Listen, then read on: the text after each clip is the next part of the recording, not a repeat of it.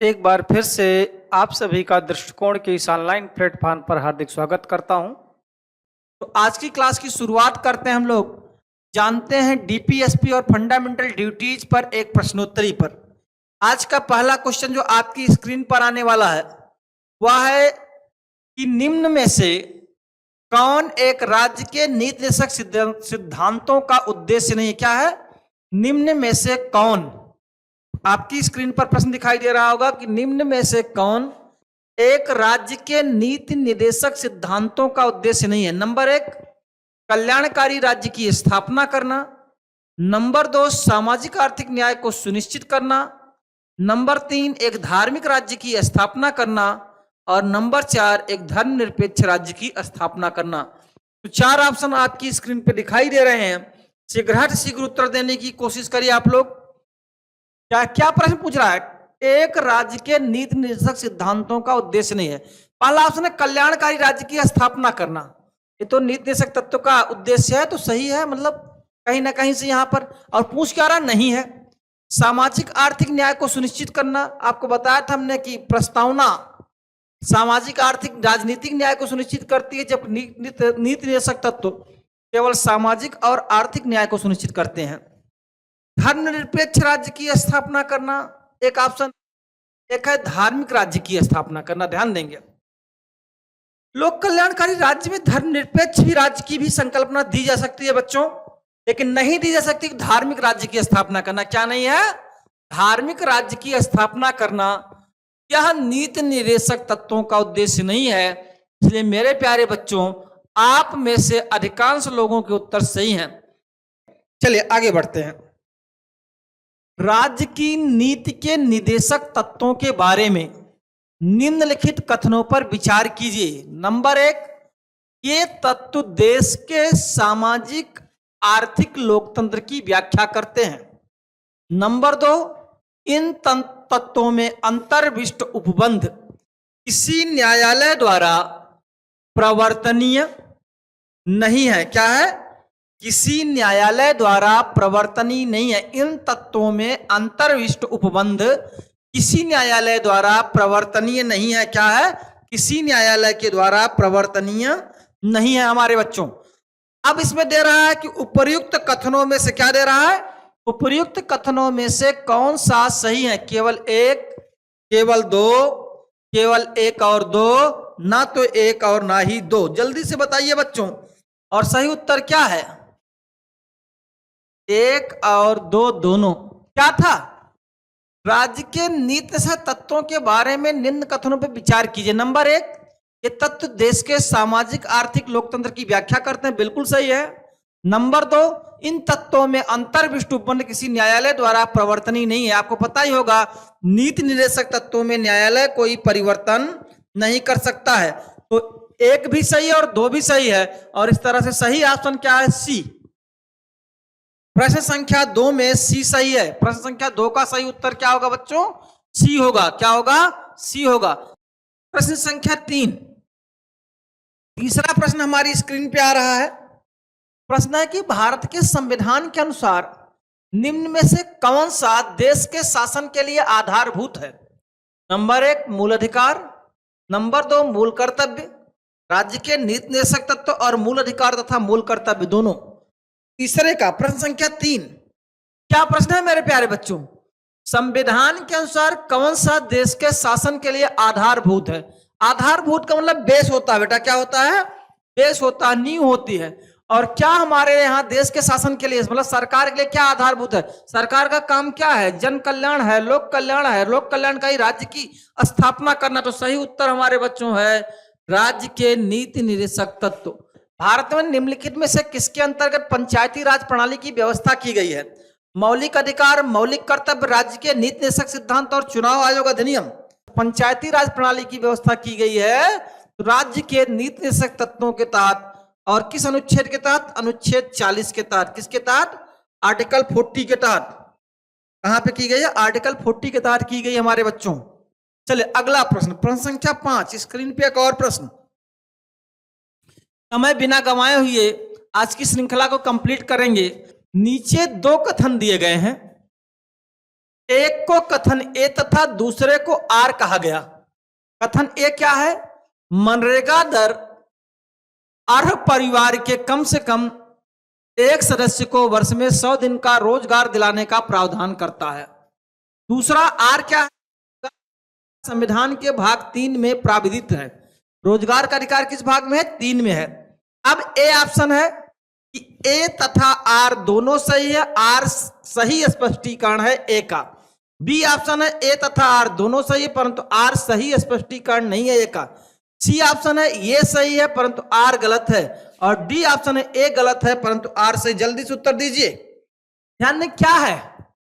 मनरेगा दर के तहत एक परिवार के कम से कम एक सदस्य को वर्ष में 100 दिन रोजगार दिलाने का प्रावधान है। बिल्कुल, मनरेगा नियम बच्चों जब बनाया गया था उस समय प्रति परिवार पर कम से कम एक व्यक्ति को परिवार के साल भर में 100 दिन का रोजगार दिलाना अनिवार्य था।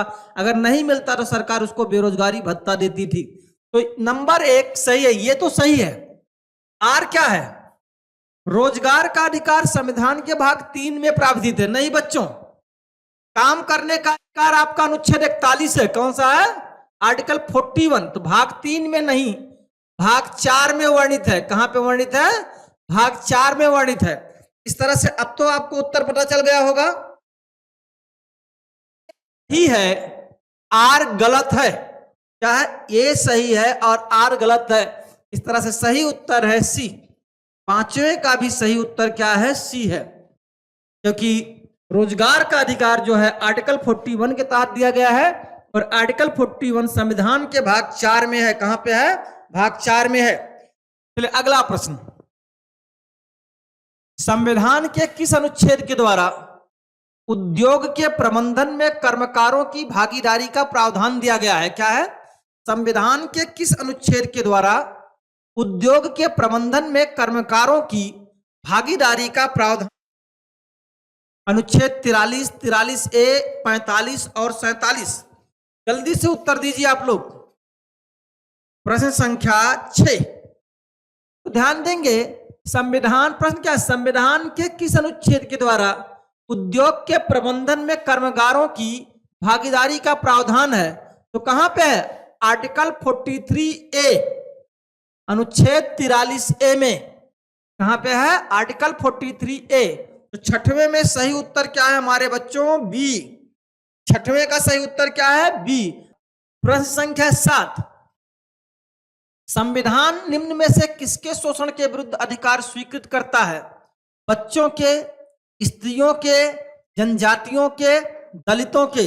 सही उत्तर दीजिए। केवल 1 2, 1 2 और 3, केवल 1 3, 2 3 और 4। जल्दी से दीजिए।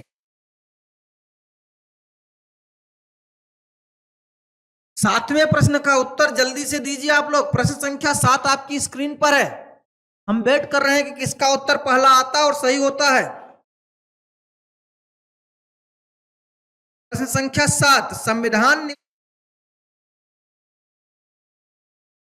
बच्चों के, स्त्रियों के, जनजातियों के, दलितों के सही उत्तर की सहायता से सही उत्तर दीजिए।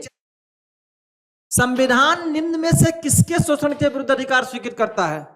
आपको पता ही होगा, संविधान का आर्टिकल 15(3) बच्चों के शोषण की बात करता है, बच्चों के लिए काम करता है। 23 और 24 में काम किया गया है। स्त्रियों की भी बात की गई है और हमारे संविधान में जनजातियों की भी बात की गई है, लेकिन संविधान में दलित शब्द का प्रयोग नहीं किया गया है। संविधान में दलित शब्द का प्रयोग नहीं किया गया है।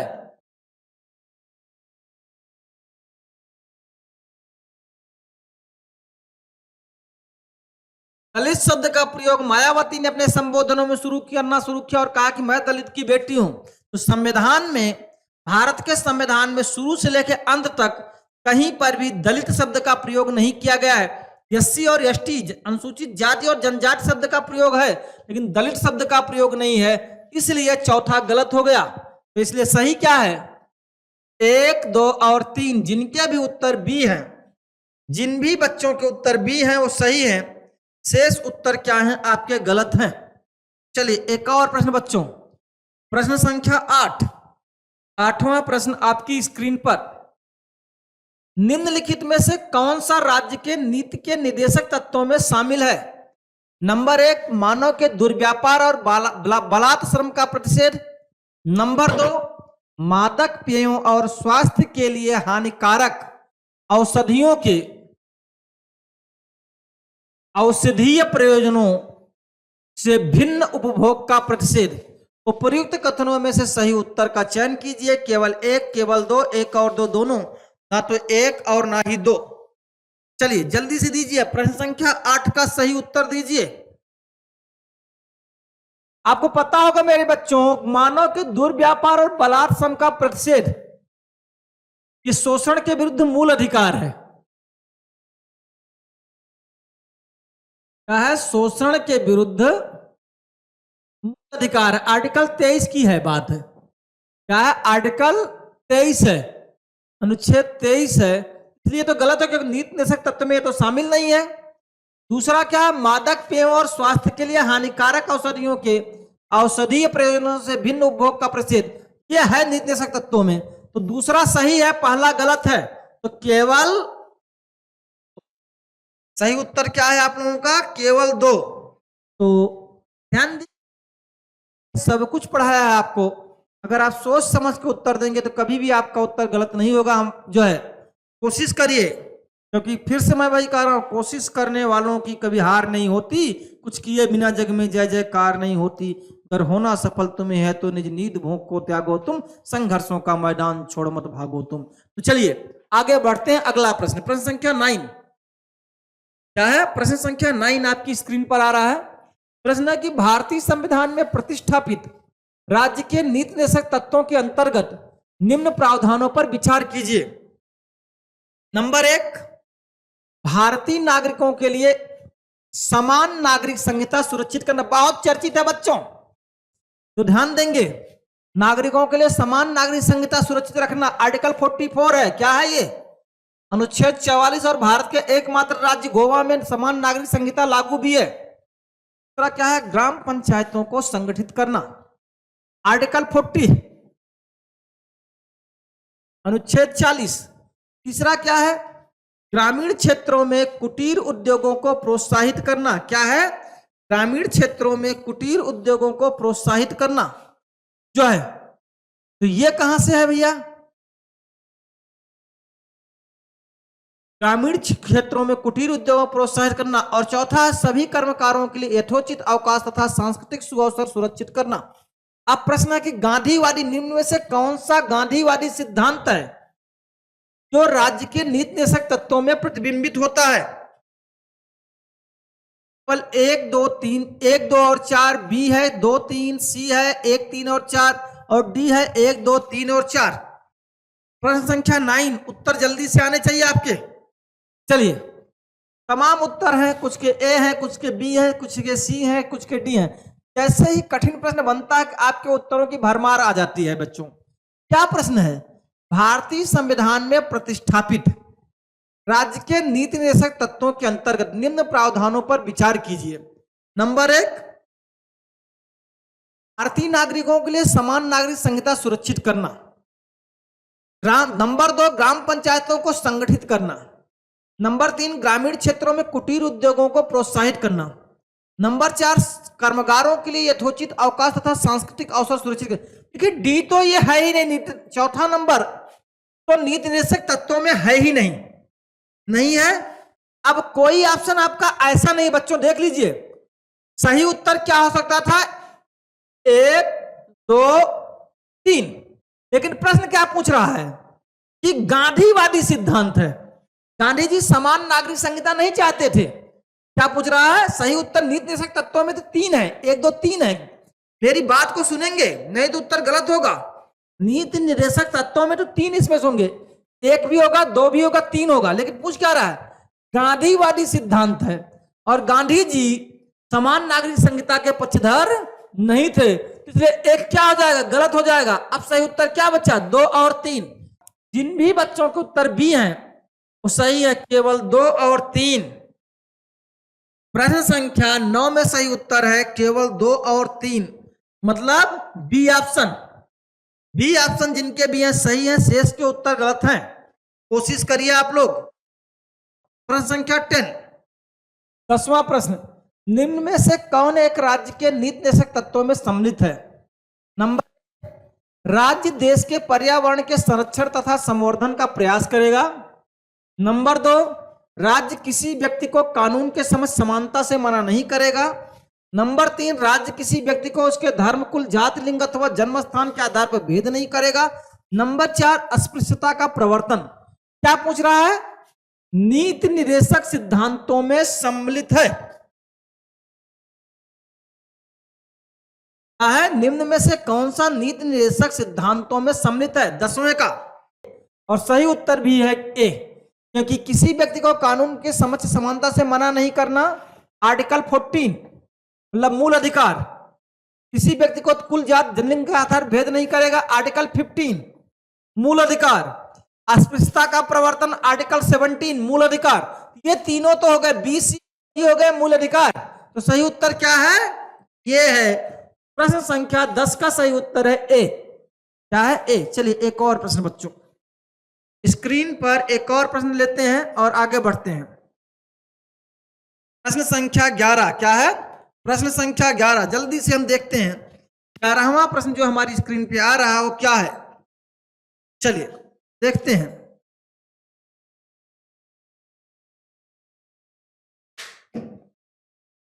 प्रश्न है कि राज्य के नीति निर्देशक सिद्धांतों में निम्न में से किसके बारे में संविधान शांत है? प्रौढ़ शिक्षा, कर्मकारों को निर्वाह मजदूरी, गरीबों को निःशुल्क विधिक सहायता, बालकों की प्रारंभिक शिक्षा जब तक वह 6 प्राप्त कर ले। महत्वपूर्ण प्रश्न है।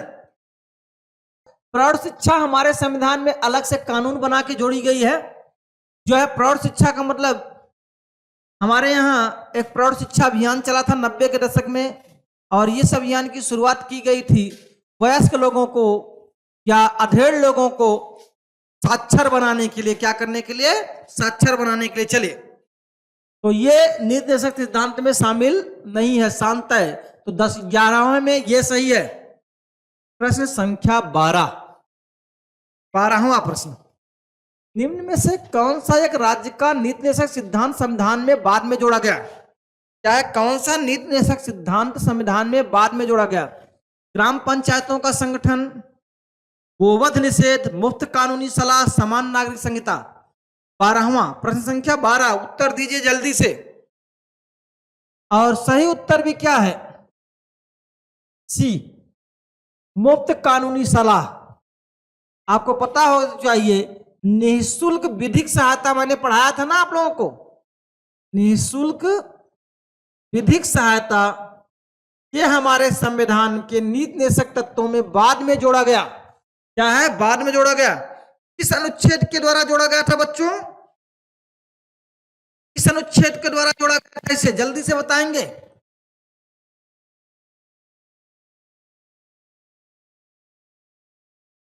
अनुच्छेद के द्वारा जोड़ा गया था इसे, जल्दी बताएंगे कि किस अनुच्छेद के द्वारा निःशुल्क विधिक सहायता को जोड़ा गया था। कहां पे है? आर्टिकल 39A में ये बात बाद में जोड़ी गई। और कब जोड़ी गई? तो 42वें संशोधन के द्वारा 1976 में। चलिए अगला प्रश्न, प्रश्न संख्या 13। एक और प्रश्न स्क्रीन पे, इनमें से कौन राज्य के नीति निर्देशक सिद्धांतों में सम्मिलित नहीं है? मद्य निषेध, काम का अधिकार, समान कार्य हेतु समान वेतन, सूचना का अधिकार। जल्दी से बताने की कोशिश करेंगे कौन राज्य के नीति निर्देशक सिद्धांतों में सम्मिलित नहीं है। प्रश्न संख्या 13, जल्दी से उत्तर दीजिए। ध्यान देंगे, नीति निर्देशक सिद्धांत में सम्मिलित नहीं है। मद्य निषेध है तो ये तो है, काम का अधिकार ये भी है, समान कार्य समान वेतन, लेकिन सूचना का अधिकार ये नहीं शामिल है। ये लागू हुआ 12 अक्टूबर 2005 को। कब लागू हुआ? 12 अक्टूबर 2005 को। और यह आता है आर्टिकल 19A में, 19A में आता है सूचना का अधिकार, वाक और अभिव्यक्ति की स्वतंत्रता वाले भाग में। तो सही उत्तर क्या है? सही उत्तर क्या है? डी है। चलिए और आगे आते हैं। प्रश्न संख्या 14, 14वां प्रश्न। निम्न में राज्य के नीति निर्देशक सिद्धांतों के विषयों की पहचान कीजिए। क्या है? निम्न में से राज्य के नीति निर्देशक सिद्धांतों के विषयों की पहचान कीजिए। नंबर 1 मद्य निषेध, नंबर 2 फैक्ट्रियों और खानों में बाल श्रम निषेध, नंबर 3 बेगार और बलात् श्रम निषेध, नंबर 4 अस्पृश्यता निषेध। दिए गए कूट से सही उत्तर का चयन कीजिए। 1 2 1 2 3 1 2 3 4। चलिए क्या है? नीति निर्देशक सिद्धांतों के विषयों की पहचान है मद्य निषेध, बिल्कुल सही है। फैक्ट्रियों और खानों में बाल श्रम मूल अधिकार है, शोषण के विरुद्ध। बेगार और बलात् श्रम मूल अधिकार है। अस्पृश्यता निषेध मूल अधिकार है। तीनों क्या हो गए? मूल अधिकार। नीति निर्देशक सिद्धांत क्या है? मद्य निषेध। और सही उत्तर है सी। सही उत्तर क्या है? सी। 14 में सही उत्तर है सी। चलिए एक और प्रश्न। प्रश्न संख्या 15। कौन एक राज्य के नीति निर्देशक तत्वों में नहीं है? राज्य सुनिश्चित करने का प्रयास करेगा कि पुरुष और महिलाओं को समान कार्य और समान वेतन दिया जाए। जीविकोपार्जन हेतु पर्याप्त साधनों का समान अधिकार। अस्पृश्यता उन्मूलन। काम हेतु न्याय संगत और मानवोचित दशाओं में रहें। चलिए प्रश्न संख्या 15 स्क्रीन पे एक और प्रश्न है। नीति निर्देशक तत्वों में नहीं है अस्पृश्यता उन्मूलन, आर्टिकल 17 ये मूल अधिकार है, नीति निर्देशक तत्व नहीं है, तो सही उत्तर है सी। क्या है? सी। चलिए एक और प्रश्न। प्रश्न संख्या 16। भारत के संविधान के संदर्भ में निम्नलिखित कथनों पर विचार कीजिए। नंबर 1 मूल अधिकार, नंबर 2 मूल कर्तव्य, नंबर 3 नीति निर्देशक तत्व। प्रश्न है कि भारत सरकार द्वारा आरंभ किए गए राष्ट्रीय सामाजिक सहायता कार्यक्रम में भारत के संविधान के उपर्युक्त उपबंधों में से कौन सा पूरे होते हैं? केवल 1, केवल 3, 1 और 3 और 1 2 और 3। प्रश्न संख्या 16। उत्तर जल्दी से आने चाहिए। क्या है? मूल अधिकार, मूल कर्तव्य, नीति निर्देशक तत्व। प्रश्न है भारत सरकार द्वारा आरंभ किए गए राष्ट्रीय सामाजिक सहायता कार्यक्रम में भारत के संविधान के उपर्युक्त उपबंधों में से कौन सा पूरा होता है? मूल अधिकार तो कोई कार्यक्रम होता नहीं बेटा, मूल कर्तव्य भी नहीं होता। सही क्या है? राज्य के नीति निर्देशक तत्व। इसलिए सही उत्तर है केवल 3, बी ऑप्शन सही है। 16 में क्या सही है? बी सही है। तो जिनके भी उत्तर बी हैं वो सारे के सारे लोग सही हैं। चलिए एक और प्रश्न 17वां। की प्रभुता, एकता और अखंडता की रक्षा करने और उससे अक्षुण्ण रखने के मूल कर्तव्यों को किस स्थान पर रखा गया? क्या है? भारत की प्रभुता, एकता और अखंडता की रक्षा करने और उसे अक्षुण्ण रखने के मूल कर्तव्यों को किस स्थान पर रखा गया? चौथे, पहले, दूसरे, तीसरे। एक और प्रश्न। प्रश्न संख्या 17। प्रश्न है कि भारत की प्रभुता, एकता और अखंडता की रक्षा करने और उसे अक्षुण्ण रखने के मूल कर्तव्य को किस स्थान पर रखा गया? मतलब कौन सा मूल कर्तव्य है? आपको पता होगा कि आपके कुल 11 मूल कर्तव्य है। कितने हैं? भारत के प्रत्येक नागरिक के 11 मूल कर्तव्य है और ये चौथा मूल कर्तव्य है। क्या है? संप्रभुता, एकता और अखंडता की रक्षा करें और उसे अक्षुण्ण रखें। कौन सा मूल कर्तव्य है? ये किस स्थान पर रखा गया है? मूल कर्तव्य को पहले नंबर पर रखा गया बेटा। किस नंबर पर रखा गया है? तो पहले नंबर पर रखा गया है। चलिए अगला प्रश्न। अगला प्रश्न, प्रश्न संख्या 18।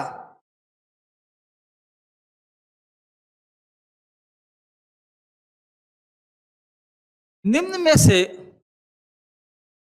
किसकी संस्तुति पर भारतीय संविधान में मूल कर्तव्य शामिल किया गया? आसान प्रश्न है ये। 100% लोगों के सही होंगे, 100% लोगों का सही होना चाहिए। किसकी संस्तुति पर संविधान में मूल कर्तव्य को जोड़ा गया? मूल कर्तव्य को संविधान में किसकी संस्तुति पर जोड़ा गया? स्वर्ण सिंह समिति की संस्तुति पर। प्रश्न संख्या 18 में सही उत्तर क्या है? सी है। इसकी संस्तुति पर, स्वर्ण सिंह समिति की संस्तुति पर स्वर्ण सिंह समिति ने 8 मूल कर्तव्यों को जोड़ने की बात की थी। संसद ने 10 मूल कर्तव्य जोड़े। वर्तमान में 11 मूल कर्तव्य हैं। चलिए आगे आते हैं। एक और प्रश्न, प्रश्न संख्या 19। भारतीय संविधान के किस अनुच्छेद में 42वें संविधान संशोधन विधेयक द्वारा मूल कर्तव्य को सम्मिलित किया गया? यह भी सबके सही होने चाहिए। प्रश्न संख्या 19 भी सबका सही होगा, ऐसा मुझे भरोसा है। 50, 51A, 52 और 53। जल्दी से उत्तर देने की कोशिश करिए आप लोग। अनुच्छेद 51A, प्रश्न संख्या 19 का भी सही उत्तर है बी। क्या है? चलिए और आगे बढ़ते हैं। एक और प्रश्न, प्रश्न संख्या 20। 42वें संविधान संशोधन के 10 आचार आदेशों को किस नाम से जाना जाता है? क्या कहते हैं हम? प्रश्न संख्या 20, ये भी सबके सही होने चाहिए। बी है और सही उत्तर भी क्या है? मौलिक कर्तव्य। 10 आचार आदेश जो हमारे मूल कर्तव्य बने वो कहां पे है? मौलिक कर्तव्यों में। कहां से? 20वें में। सही उत्तर है बी। प्रश्न संख्या उत्तर है बी। चलिए 21 प्रश्नों की श्रृंखला शुरू हो चुकी है कठिन। मौलिक कर्तव्यों से संबंधित निम्न में से कौन सा कथन सही नहीं है? ए ने परमादेश द्वारा प्रभावी बनाया जा सकता है। बी ने संवैधानिक प्रक्रिया से ही बढ़ाया जा सकता है। सी अस्पष्ट विधियों की व्याख्या के लिए उनका उपयोग किया जा सकता है। डी संवैधानिक कानून के क्षेत्र में आता है जिसे न्यायालय निश्चित करता है। 4 ऑप्शन है। प्रश्न संख्या 21 सही उत्तर बताइए। चलिए प्रश्न संख्या 21 देखेंगे बच्चों। प्रश्न है कौन सा कथन सही नहीं है? क्या पूछ रहा है? कौन सा कथन सही नहीं है? तो ध्यान देंगे, उत्तर आने शुरू हो गए। सही नहीं क्या है? कि मूल कर्तव्यों को परमादेश द्वारा प्रभावी बनाया जा सकता है, यह सही नहीं है। क्योंकि परमादेश के द्वारा मूल अधिकारों को प्रभावी बनाया जाता है। किसे? परमादेश द्वारा मूल अधिकारों को प्रभावी बनाया जाता है। तो मेरे बच्चों ए ऑप्शन सही है, क्योंकि पूछ क्या रहा है? सही नहीं है, और यही सही नहीं है क्योंकि संवैधानिक प्रक्रिया बड़ा, ये सही है। व्याख्या की जा सकती है, ये सही है। संवैधानिक कानून के क्षेत्र में आता है, ये सही है। तो ध्यान देंगे तो ये सारे के सारे ऑप्शन सही हैं। तो आपका गलत ऑप्शन क्या होगा? कौन सा सही नहीं है? और सही नहीं है तो उसका सही उत्तर क्या है? ए। प्रश्न संख्या 21 में सही उत्तर क्या है? ए है। उन्हें परमादेश द्वारा प्रभावी बनाया जा सकता है। चलिए अगला प्रश्न, आपकी स्क्रीन पर एक और प्रश्न आने वाला है। प्रश्न संख्या 22, जल्दी से उत्तर देने की कोशिश करेंगे आप लोग। निम्न में से भारत में मौलिक कर्तव्य कौन सा है? ए न्यायपालिका से कार्यपालिका का पृथक्करण। बी हमारी मिलीजुली संस्कृति की समृद्ध विरासत को संरक्षित करना। सी बच्चों के लिए मुफ्त और अनिवार्य शिक्षा। डी छुआछूत की परंपरा को समाप्त करना। प्रश्न संख्या, हमारी मिलीजुली संस्कृति की विरासत, समृद्ध विरासत को संरक्षित करना, यह मौलिक कर्तव्य है। कौन सा मौलिक कर्तव्य? मौलिक, क्योंकि न्यायपालिका से कार्यपालिका का पृथक। आर्टिकल 50 ये क्या है? ये नीति निषेध तत्व है। बच्चों के लिए मुफ्त और अनिवार्य शिक्षा, आर्टिकल 21 ये मूल अधिकार है। चलिए आना शुरू हो गई ना। चलिए, एक नागरिक के मूल कर्तव्यों में निम्न में से कौन सा कर्तव्य सम्मिलित नहीं है? तो अस्पृश्यता मिटाने की ओर प्रयास करें, ये मूल कर्तव्य नहीं है बल्कि मूल अधिकार है। क्या है? मूल अधिकार है। तो 23 में सही उत्तर क्या है? सी। प्रश्न संख्या 23 का सही उत्तर क्या है? सी। चलिए 24वां प्रश्न संख्या 24, निम्न में से कौन भारतीय संविधान के अंतर्गत मौलिक कर्तव्यों के अंतर्गत सम्मिलित नहीं है? देश की रक्षा करना और राष्ट्र की सेवा करना, हमारी सामाजिक संस्कृति की गौरवशाली परंपरा का महत्व समझना और उसका परिरक्षण करना, ग्राम पंचायतों के गठन में सहायता करना, सार्वजनिक संपत्ति को सुरक्षित रखना और हिंसा से दूर रहना। तो 4 ऑप्शन है आपके पास। पूछ रहा है कि मौलिक कर्तव्यों में सम्मिलित नहीं है। मेरा कसूर क्या है, पपीहे से पूछिए। अब पीपीओ कह रहा है, पिए जा रहा हूं मैं। तो सही उत्तर क्या है? ग्राम पंचायतों के गठन में सहायता करना। यह नीति निर्देशक तत्व है। क्या है? नीति निर्देशक तत्व है। तो सही उत्तर इसमें है सी, क्योंकि पूछ क्या रहा था, मौलिक कर्तव्य में सम्मिलित नहीं है। चलिए अगला प्रश्न, प्रश्न संख्या 25। भारतीय संविधान द्वारा प्रदत्त नागरिकों के मूल कर्तव्यों में निम्न में से क्या है? नंबर 1, मिश्रित संस्कृति की समृद्ध विरासत की रक्षा, सामाजिक अन्याय से कमजोर वर्ग की रक्षा, वैज्ञानिक मनोदशा और खोज की भावना का विकास, वैयक्तिक और सामूहिक कार्यकलापों के सभी क्षेत्रों में किए गए प्रयत्न उत्कृष्टता। केवल 4, 1, 2 और 3, 4 सभी सही है। 25 में उत्तर दीजिए। प्रश्न संख्या 25, जल्दी से उत्तर देंगे। सही उत्तर भी है सी, मिश्रित संस्कृति की समृद्ध विरासत की रक्षा करना है। सामाजिक अन्याय से कमजोर वर्गों की रक्षा करना ये नहीं है। वैज्ञानिक मनोदशा और खोज की भावना का विकास करना है। व्यक्तिगत और सामूहिक कार्यकलापों के सभी क्षेत्रों के लिए प्रयत्न उत्कृष्टता ये भी है। 1, 3 और 4 सही उत्तर है सी। जिन भी बच्चों के उत्तर सी है वो सारे के सारे उत्तर सही हैं। चलिए प्रश्न संख्या 26, निम्न से किसका संरक्षण भारतीय नागरिक का मूल कर्तव्य है? ग्राम पंचायत, राष्ट्रीय ध्वज, अनुसूचित जाति जनजाति, वन्य प्राणी। जल्दी से उत्तर दीजिए। प्रश्न संख्या 26 का उत्तर जल्दी से दीजिए आप लोग। प्रश्न, किस एक का संरक्षण भारतीय नागरिक का मूल कर्तव्य है? सम्मान नहीं पूछ रहा है, संरक्षण भारतीय नागरिक का मूल कर्तव्य है। और अन्य प्राणियों का संरक्षण, सही उत्तर क्या है? 26 में डी। दुर्भाग्य से किसी का भी उत्तर है। प्रश्न संख्या 26 में क्या होगा? डी होगा। क्या होगा? डी होगा। प्रश्न संख्या 27, भारत के प्रत्येक नागरिक का कर्तव्य होगा प्राकृतिक पर्यावरण का संरक्षण और सुधार शामिल है। किस अनुच्छेद में है? जल्दी से उत्तर दीजिए। भारत के प्रत्येक नागरिक का कर्तव्य होगा प्राकृतिक पर्यावरण का संरक्षण और सुधार, इसमें शामिल है। प्रश्न संख्या 27, जल्दी से उत्तर दीजिए। ध्यान देंगे बच्चों, क्या पूछ रहा है? कर्तव्य पूछ रहा है, पर्यावरण संरक्षण की बात नहीं कर रहे हैं।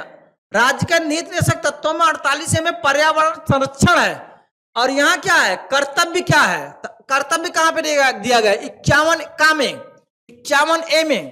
तो 27 में सही उत्तर क्या है? ध्यान देंगे। प्रश्न संख्या 27 का सही उत्तर क्या है आप लोगों के पास? तो ध्यान देंगे, इसका उत्तर, सही उत्तर क्या होगा? सी। क्या है? सी, अनुच्छेद 51 का। ये आपको भ्रमित करने के लिए दिया गया था, क्योंकि कर्तव्य पूछ रहा है, न कि सरकार का कर्तव्य पूछ रहा था। सही उत्तर क्या है? निम्न में से कौन एक गलत है? मूल कर्तव्य मौलिक अधिकारों का हिस्सा है। मूल कर्तव्य मौलिक अधिकारों का भाग नहीं है। भारतीय संविधान के भाग 4 का में मूल कर्तव्य दिए गए हैं। 51 ये प्रत्येक भारतीय नागरिक के मौलिक कर्तव्यों की व्याख्या करता। जल्दी से दीजिए, कौन सा एक गलत है? प्रश्न संख्या 28, कौन सा एक गलत है? प्रश्न संख्या 28 का उत्तर जल्दी से। और सही उत्तर क्या है? ए, मूल कर्तव्य मौलिक अधिकार का हिस्सा है, ये गलत है। मूल कर्तव्य मौलिक कर्तव्य अधिकार का हिस्सा, ये क्या है? गलत है। मूल कर्तव्य भाग 4 ए में है, जबकि मौलिक अधिकार भाग 3 में है। तो सही उत्तर क्या है? ए। चलिए एक और प्रश्न, प्रश्न संख्या 29, निम्न में से कौन सा एक मौलिक कर्तव्य नहीं है? राष्ट्रगान का सम्मान करना, राष्ट्रीय संपत्ति का बचाव करना, राष्ट्रीय महत्व के स्थानों और स्मारकों की रक्षा करना, प्राकृतिक वातावरण का संरक्षण और सुधार करना। प्रश्न संख्या 29, जल्दी से उत्तर दीजिए। राष्ट्रगान का सम्मान करना मौलिक कर्तव्य है। राष्ट्रीय संपत्ति का बचाव करना मौलिक कर्तव्य है। प्राकृतिक पर्यावरण वातावरण संरक्षण और सुधार करना मौलिक कर्तव्य है। लेकिन राष्ट्रीय महत्व के स्थानों और स्मारकों की रक्षा करना क्या है? ये नीति निर्देशक तत्व है, मौलिक कर्तव्य नहीं है। क्या है? स्मारकों और महत्व के स्थानों की रक्षा करना ये नीति निर्देशक तत्व है, ये मौलिक कर्तव्य नहीं है। तो 29 में सही उत्तर क्या होगा? सी होगा। चलिए एक और प्रश्न, प्रश्न संख्या 30, निम्न में से कौन सा तत्व भारतीय संविधान के भाग 4A में मूल कर्तव्य में वर्णित नहीं है? राष्ट्रीय ध्वज का आदर करना, भारत के सभी लोगों के मध्य भाईचारे का भाव विकसित करना, अपने माता पिता और गुरुओं का आदर करना, हमारी समग्र संस्कृति की मूल्यवान धरोहर की रक्षा करना। जल्दी से दीजिए 30, प्रश्न संख्या 30 का सही करके उत्तर देने की कोशिश करिए। आसान पर दिखने वाले प्रश्न मैंने अपने हाथों से बनाए हैं। तो निम्न में से कौन सा तत्व भारतीय संविधान के भाग 4A में वर्णित नहीं है? बिल्कुल सही है। इतने लोगों का उत्तर सी है। तो सही उत्तर क्या है? अपने माता पिता और गुरुओं का आदर करना, ये हमारी परंपरा है, ये हमारे मूल कर्तव्य नहीं है। तो सही उत्तर क्या है? ये सी, क्योंकि यह मूल कर्तव्य में वर्णित नहीं है। 11 मूल कर्तव्य है, उसमें कहीं भी नहीं कहा गया है कि माता पिता और गुरुओं का आदर करिए। ये हमारा संस्कार है, ये हमारी संस्कृति है, लेकिन ये हमारा मूल कर्तव्य नहीं है। चलिए अगला प्रश्न, प्रश्न संख्या 31, भारतीय संविधान के अंतर्गत निम्न में से कौन सा मूल कर्तव्य नहीं है? चुनाव में मतदान करना, वैज्ञानिक प्रवृत्ति विकसित करना, सार्वजनिक संपत्ति की सुरक्षा करना, संविधान के प्रति निष्ठावान रहना और उसके आदर्शों का सम्मान करना। जल्दी से दीजिए उत्तर, समय कम है। प्रश्न संख्या 31, कौन सा मूल कर्तव्य नहीं है? प्रश्न संख्या 31, जल्दी से उत्तर दीजिए भैया आप लोग। जिनके भी उत्तर ए हैं वो सब सही है। लोक चुनाव में मतदान करना ये मूल कर्तव्य नहीं है। क्या है? ये कॉन्स्टिट्यूशनल राइट है। क्या है? चुनाव में मतदान करना हमारा संवैधानिक अधिकार है। कैसा अधिकार है? ये संवैधानिक अधिकार है। क्या है? संवैधानिक अधिकार है, ध्यान देंगे। चलिए एक आखिरी प्रश्न, 32वां प्रश्न और आखिरी प्रश्न, भारत की प्रभुता, एकता और अखंडता की रक्षा करें और उसे अक्षुण्ण रखें, यह उपबंध किसमें दिया गया है? तो किसमें दिया गया है हमारे प्यारे बच्चों? यह उपबंध दिया गया मूल कर्तव्यों में। कहां पे दिया गया? प्रश्न संख्या 32 में सही उत्तर होगा डी। प्रश्न संख्या 32 का सही उत्तर क्या है? डी है। तो इस तरह से आज की क्लास ये कंप्लीट होती है।